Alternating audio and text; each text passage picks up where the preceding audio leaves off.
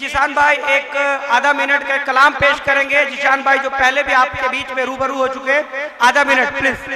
थोड़ा सा मुझे माहौल दीजिए।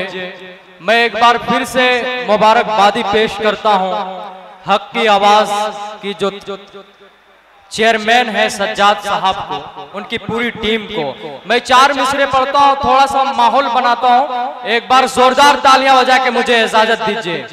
यहाँ दोनों विधायक मौजूद हैं बिहार से आए हुए, मास्टर मुजाहिद साहब, इजहार अशफी साहब।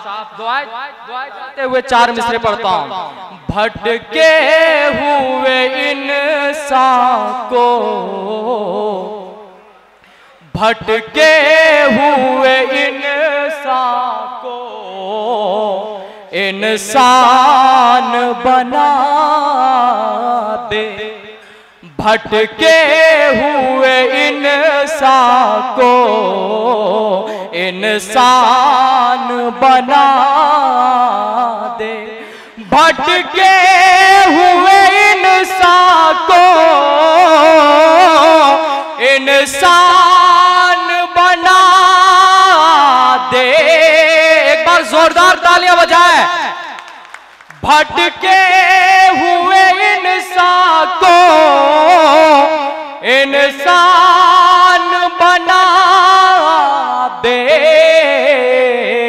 फिर से मेरे भारत को, फिर से मेरे भारत को गुलिस्तान बना दे, फिर से मेरे भारत को गुलिस्तान बना दे।